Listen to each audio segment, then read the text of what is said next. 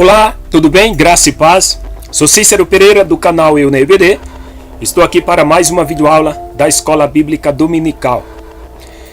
Hoje eu irei ministrar a lição de número 13, a última lição desse terceiro trimestre de 2017, que tem por tema, iremos falar sobre a família e a sua natureza. Esse é o tema desta lição. Quero agradecer aos inscritos do meu canal, que têm acompanhado o meu trabalho. Deus abençoe todas as igrejas que faz uso desse trabalho aí, dessas aulas aí em PowerPoint. Então, se você não conhece como que funciona o meu trabalho, assista este vídeo e você vai saber como que funciona esse trabalho. Você pode também estar baixando essa aula em PowerPoint e levando para a sua igreja para você dar uma aula dinâmica e interativa, uma aula participativa com seus alunos, tá certo? Vamos para a aula sem perca de tempo. Já ia me esquecendo.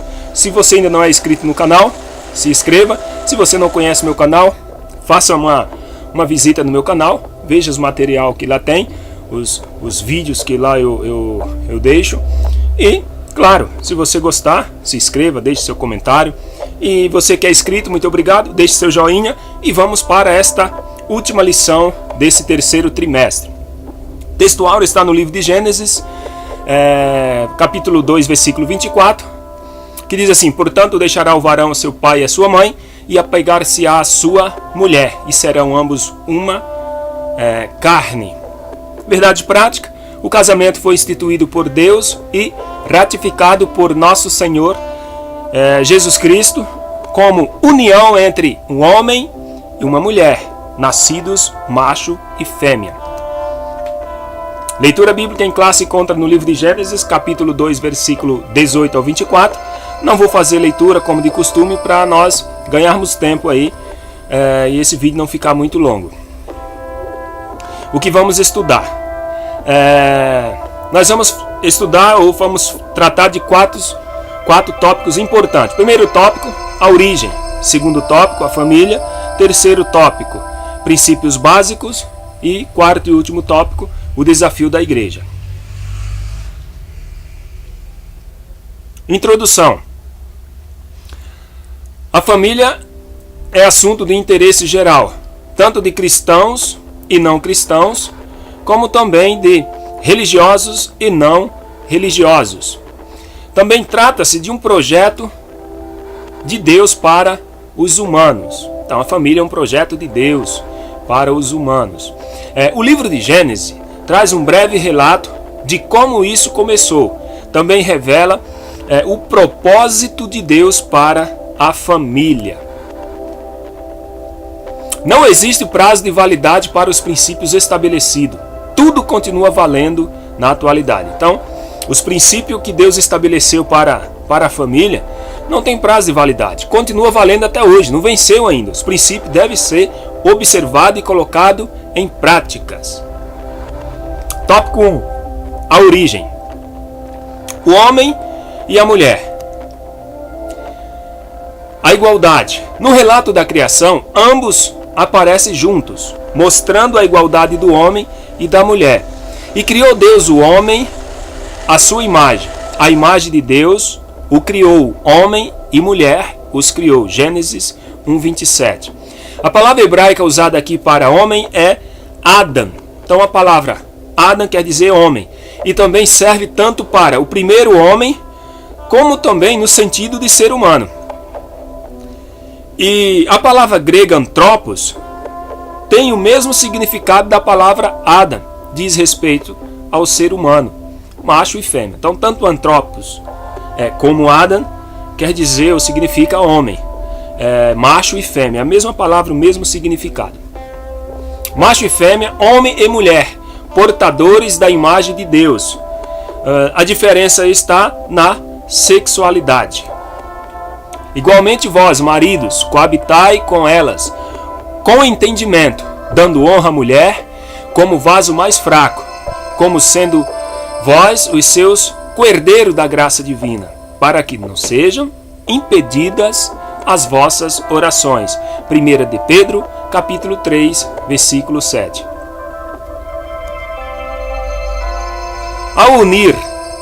Ao reunir Adão e Eva, Deus instituiu o que chamamos hoje de casamento. Então, quando Deus uniu Adão e Eva, quando Deus tirou da costela de Adão a mulher, ali ele estava instituindo o casamento. Então, foi o primeiro casamento instituído no mundo, foi o próprio Deus que instituiu lá no Éden. Subtópico 2, a formação da mulher. A Bíblia nos conta como a mulher surgiu na história humana. Não é bom que o homem esteja só, disse Deus.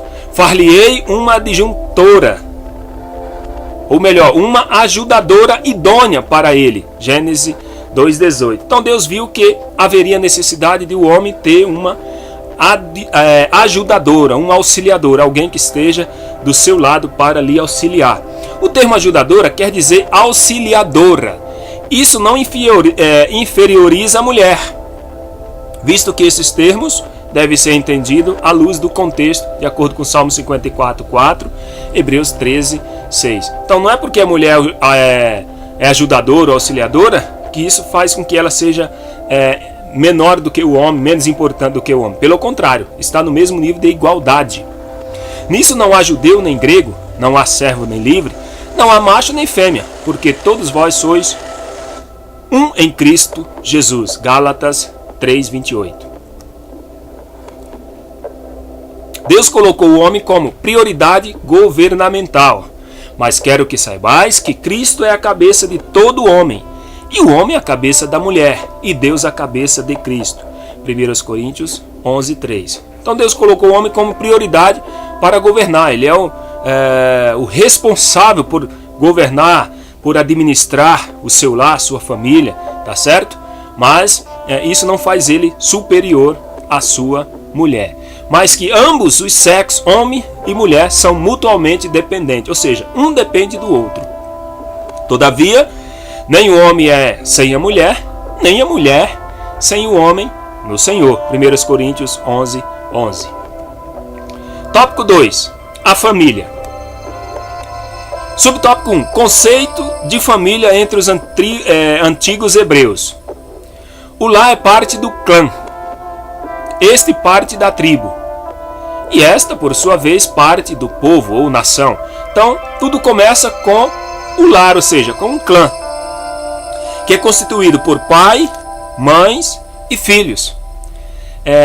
E desse clã, desse lar, parte o quê? A tribo, ou seja, cresce e aí vem as tribos. Das tribos, a nação, os povos. A base da economia do antigo Israel era a agricultura e o pastoreiro. Olha só, a família nuclear, como poucos membros, via-se em dificuldade por falta de mão de obra para o sustento da casa. Surge então a família ampliada. Exemplo de família nuclear: José, sua esposa e seus 2 filhos, Manassés e Efraim. E exemplo de família ampliada: Abraão e sua família. Aí vem tios, sobrinhos, primos, servos, ou com 2 ou mais gerações vivendo juntas. Gênesis 24:67. Então, por falta de mão de obra, a família como um lar, como um núcleo, começou a passar a ter dificuldades, né? Porque a mão de obra era pouca, existia poucas pessoas. Então aí ela foi se ampliando. Aí, em algumas ocasiões, por exemplo, aqui citado, Abraão, ele era uma pessoa bem sucedida, era rica. Então, quando a família tinha condições, era grande, tinha condições, eles compravam para si até servos e servas. Então isso fazia parte aí da família ampliada. Subtópico 2. O papel da mulher na sociedade israelita. A tarefa do homem e da mulher era a mesma, sendo que a mulher cuidava da casa e ajudava o marido nos trabalhos diários para o sustento da família. Então a mulher, ela tinha as suas atividades no lar, mas também ela ajudava o seu marido no sustento aí da família. Alguns faziam tecido, outros faziam perfumes, essências, essas coisas, né, que a Bíblia relata, que era uma forma de ajudar aí o seu a sua família, o seu marido na renda. A sentença divina pela queda. Quando o homem pecou, quando Adão e Eva pecaram, Gênesis 3,16 é assim: e a mulher disse, Deus falando, né? Multiplicarei grandemente a tua dor e a tua conceição. Com dor terás filho, e o teu desejo será para o teu marido, e ele te dominará. A mulher não é inferior, mas o homem é o chefe e pastor do lar. Então o dever do homem é providenciar, é o mantenedor do seu lar. A punição para o homem foi o quê?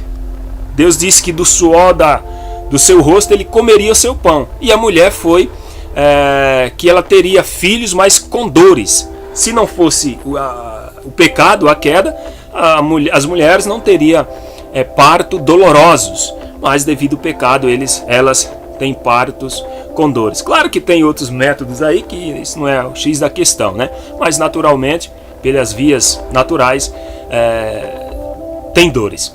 Tópico 3. Princípios básicos.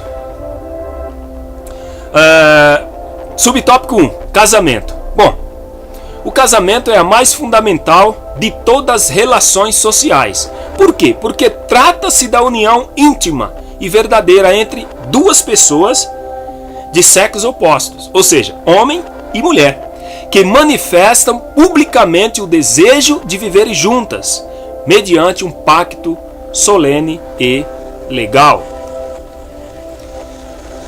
Gênesis 2:24 tem uma declaração. Diz assim: portanto deixará o varão, o seu pai e a sua mãe, e apegar-se-á a sua mulher, e serão ambos uma carne. Essa declaração apresentada aqui em Gênesis tem 3 princípios básicos sobre o casamento. Vamos ver quais os são.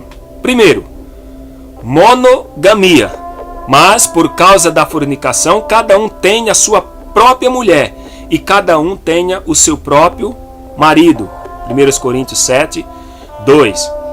Segundo princípio importante, heterossexualidade. E conheceu Adão a Eva, sua mulher, e tornou Adão a conhecer sua mulher, e ela deu à luz um filho. Ou seja, monogamia,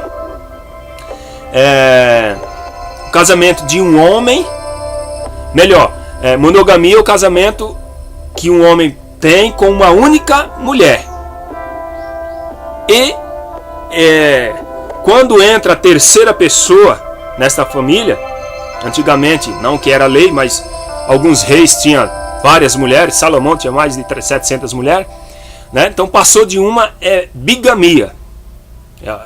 Isso era costume dos reis, mas não que a palavra de Deus, que o próprio Deus aprovava. E heterossexualidade é o quê? É o casamento de um homem, é um casamento de sexo oposto, de macho com fêmea, homem e mulher. Indissolubilidade. Assim não são mais dois, mas uma só carne. Portanto, o que Deus ajuntou, não o separe o homem. Mateus 19:6. Então Jesus disse que o casamento não pode ser dissolvido, não pode ser desfeito, como a gente tem visto aí em nossos dias. Então, os 3 princípios básicos. O homem tem que ser marido de uma só mulher, isso chama monogamia. Heterossexualidade é o casamento de sexo oposto, homem e mulher. E indissolubilidade, e o casamento não pode ser desfeito. Monogamia, subtópico 2. O que é isso? O termo diz respeito à sociedade que adota o princípio do casamento de um homem com uma única mulher e vice-versa, conforme estabelecido pelo Criador, pelo próprio Deus. Portanto, deixará o homem o seu pai e a sua mãe, e apegar-se-á a sua mulher, e serão ambos uma só carne. Esse poder de transformar dois em um, quem pode fazer é Deus. Quando o homem casa com a mulher, para Deus os dois se tornam uma só carne. Aqui o texto diz, o texto não diz as suas mulheres, o texto diz a sua mulher. Isso aqui é um versículo chave para que nós possamos entender que o homem tem que ser marido de uma só mulher e vice-versa. Essa verdade expressa o pensamento bíblico, que diz assim em 1 Coríntios 7:2: mas por causa da fornicação, cada um tem a sua própria mulher, e cada uma tenha o seu próprio marido. 1 Timóteo 3:2: convém, pois, que o bispo seja irrepreensível, marido de uma só mulher, vigilante, sóbrio, honesto, hospitaleiro, apto para ensinar. Subtópico 3: heterossexualidade. O relacionamento sexual aprovado na Bíblia é o de um homem e de uma mulher dentro do matrimônio. Então, esse é o relacionamento aprovado por Deus dentro da Bíblia. É o relacionamento de um matrimônio entre um homem e uma mulher. Propósito divino na criação do homem e da mulher. Qual foi o propósito de Deus ao criar o homem e a mulher? O sexo, né? Ou seja, relação sexual. Qual que foi o propósito que Deus criou o homem e fez o sexo? Qual o propósito do sexo dentro do matrimônio, legalmente falando? Primeiro propósito é de procriação. E Deus os abençoou e Deus lhes disse: frutificai e multiplicai-vos e enchei a terra. Gênesis 1:28. Então, o primeiro propósito que Deus estabeleceu para o sexo dentro do casamento era para procriação, para criar os filhos, para multiplicar. Mas não é só para frutificar, não. Também vivencia afetuosa, agradável e prazerosa. Então é para ter uma vida afetuosa, uma vida agradável, uma vida prazerosa. O sexo, ele proporciona felicidade, ele proporciona gozo, alegria dentro do casamento. Quando é fora do casamento, aí é pecado.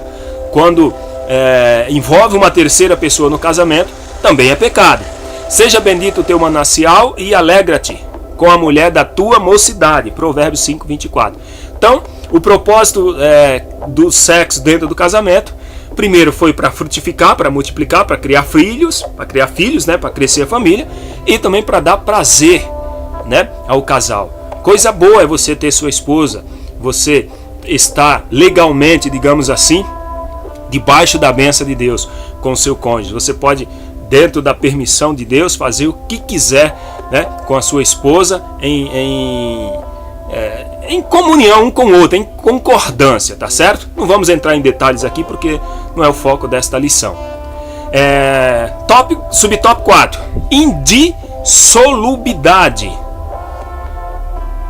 Indissolubilidade. Bom, vamos lá. A natureza indissolúvel do casamento vem desde a sua origem, que está lá no versículo 24b, que diz assim: e serão ambos uma só carne. O Senhor Jesus disse que essa passagem bíblica, lá em Mateus 19:6, significa indissolubilidade do casamento. Ele disse que assim não são mais dois, mas uma só carne. Portanto, o que Deus ajuntou, não separe o homem. O voto solene de fidelidade um ao outro, até que a morte os separe, não é uma mera formalidade. Então, quando o esposo e a esposa, vice-versa, diz um para o outro que até a morte os separe, isso não é uma mera formalidade. Isso é um voto feito e tem base bíblica para isso. Malaquias 2:24 diz assim: e dizeis por quê? Porque o Senhor foi testemunha entre ti e a mulher da tua mocidade, com a qual tu foste desleal, sendo ela a tua companheira e a mulher da tua aliança. Então você está fazendo uma aliança com a sua esposa e com Deus, porque está envolvendo um matrimônio, uma aliança, um pacto, né? Um voto solene. Então não é uma mera formalidade. Isso tem que ser levado a sério. O casamento só termina quando há possibilidade do término, da separação, do divórcio. Bom, primeiro, pela morte de um dos cônjuges. Romanos 7:3. Segundo, infidelidade conjugal. Mateus 5:32. Tem outros versículos também aí que falam, mas quando há infidelidade, Jesus disse que o casamento só pode ser desfeito. Claro, isso primeiro tem que vir o perdão, tem que tentar outros meios. Não é porque houve a traição, que já tem que pegar isso aí e pedir divórcio. Não é assim que funciona. Tudo tem que ter uma tentativa de reconciliação antes. Mas dá o direito sim do divórcio caso haja infidelidade, traição, tá certo? E terceiro, o casamento ele pode ser desfeito, né? Intercessão por parte do cônjuge descrente, 1 Coríntios 7,15.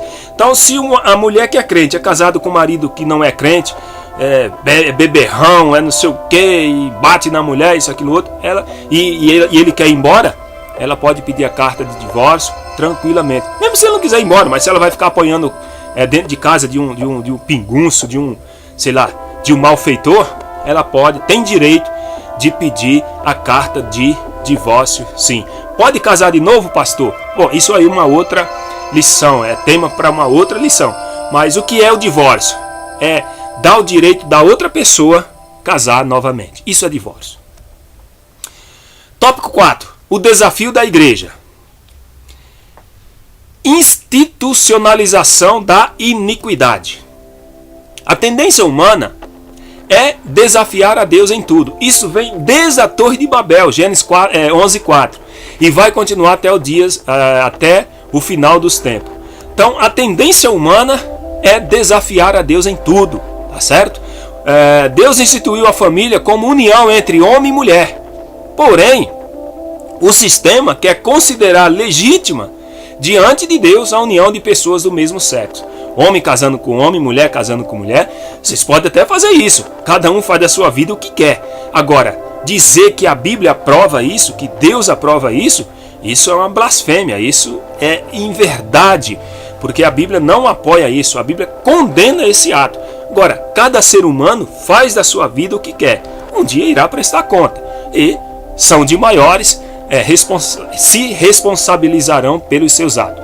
Casamento de pessoas do mesmo sexo é ir longe demais, é uma verdadeira afronta a Deus. A Bíblia condena a prática homossexual. A Bíblia condena, com todas as palavras afirmativas, a prática homossexual. Com homem não te deitarás, como se fosse mulher. Abominação é. Levítico 18:22. Por isso, Deus os abandonou às paixões infames, porque até as suas mulheres mudaram o uso natural, no contrário à natureza. E semelhantemente também, os homens, deixando o uso natural da mulher, se inflamaram em suas sensualidades uns para com os outros, homens com homens, cometendo torpeza e recebendo em si mesmo a recompensa que convinha ao seu erro. Romanos 1:26-27. Depois você leia lá, né? Todo o versículo ali, todo esse capítulo, que você vai entender o ponto de vista bíblico concernente ao homossexualismo. A Bíblia condena essa prática, a Bíblia diz que Deus abomina.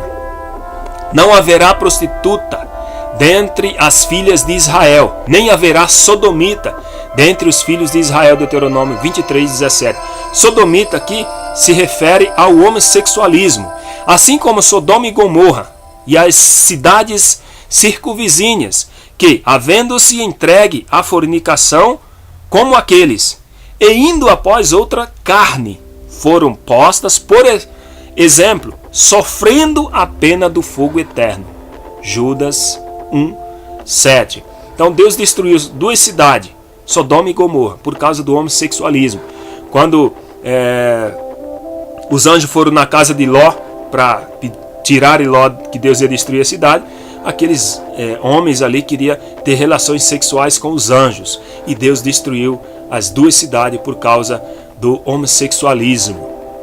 O avanço da prática do homossexualismo e lesbianismo é um dos sinais dos fins do fim dos tempos. Mas no dia em que Ló saiu de Sodoma, choveu do céu fogo e enxofre, e os consumiu a todos. Assim será no dia em que o Filho do Homem se há de se manifestar. Lucas 17, versos 18-30.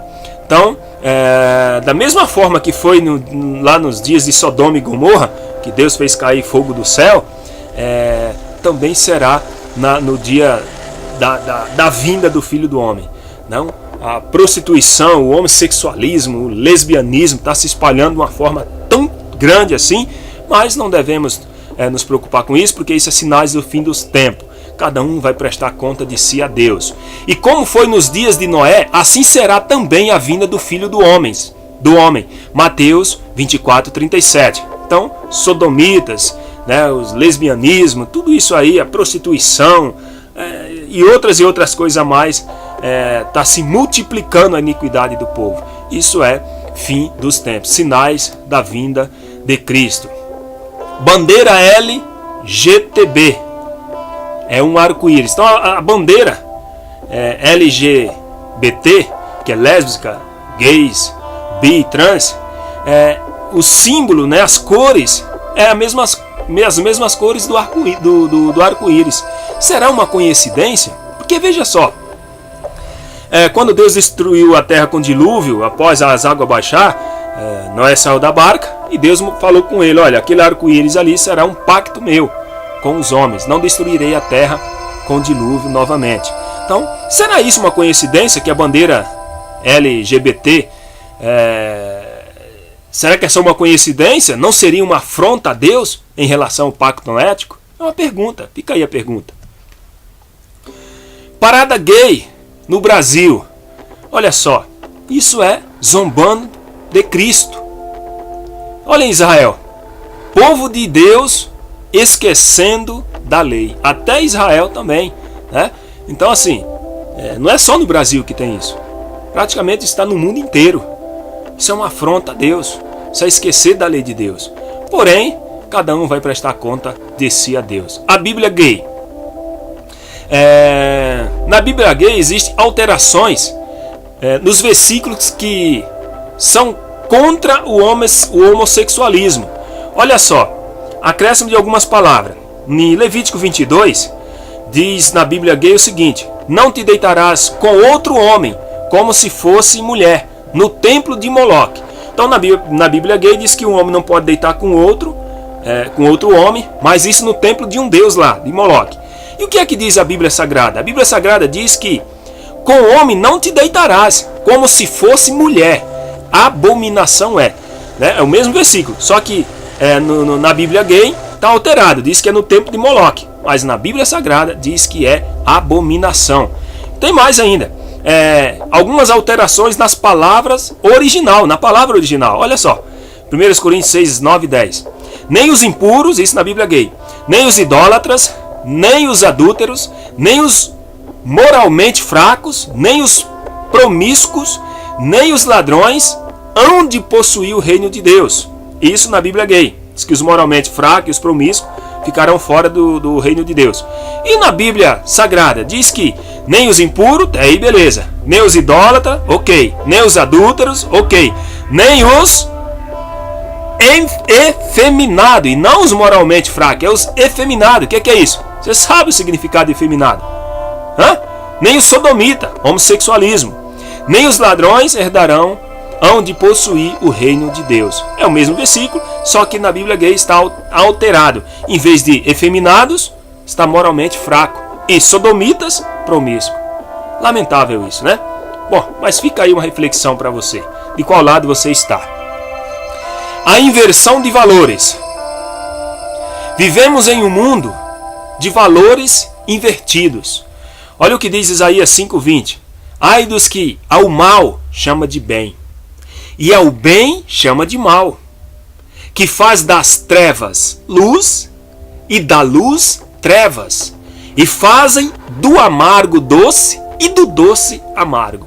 Então aí vai mais uma reflexão para aqueles que invertem os valores, os princípios da palavra de Deus. Isso aqui é para quem inverte os valores, tá? Pode ser para qualquer pessoa. Invertendo os valores da palavra de Deus, essas punições vai vir sobre estas pessoas. O mundo atual está invertendo os valores em busca do hedonismo, ou seja, a procura indiscriminada por prazer, gozo sensual, deleite sexual. Olha só, o hedonismo, a ideia deles é o seguinte: o importante é ser feliz. Não interessa o que vai acontecer, tá certo. A vida é sua, você faz dela o que você quiser. Ninguém tem direito de impedir você fazer da sua vida o que você quer. Nem Deus, ninguém vai impedir. Então o hedonismo diz o seguinte: vivo pelo o que me dá prazer. Então o que me dá prazer eu vou fazer porque a vida é minha. Beleza, pode fazer, a vida é sua, tá correto. Só que prestaremos conta de tudo aquilo que nós viemos fazer com a nossa vida. Porque tudo o que há no mundo, aí vem a concupiscência da carne, a concupiscência dos olhos e a soberba da vida, não é do Pai, mas do mundo. 1 de João 2,16. Então, aqui onde está o X da questão. Deus irá punir todas essas pessoas que fazem da sua vida o que querem, Não tem respeito pela palavra de Deus, pelo seu Criador. O cristão que tem a mente de Cristo aprende a viver com uma consciência dos valores morais e espirituais, ou seja, que está estabelecido na palavra de Deus. Toda a Escritura é divinamente inspirada e proveitosa para ensinar, para redarguir, para corrigir, para instruir em justiça, para que o homem de Deus seja perfeito e perfeitamente instruído para toda boa obra. 2 Timóteo 3, 16 e 17. Então, meu amigo, meu irmão, minha irmã, meu amigo, você que não é crente, nós devemos ter a nossa mente focada nos princípios morais e espirituais estabelecidos pela palavra de Deus. Você não é crente ainda? Então procure a conhecer a verdade, porque a verdade vai te libertar, tá certo?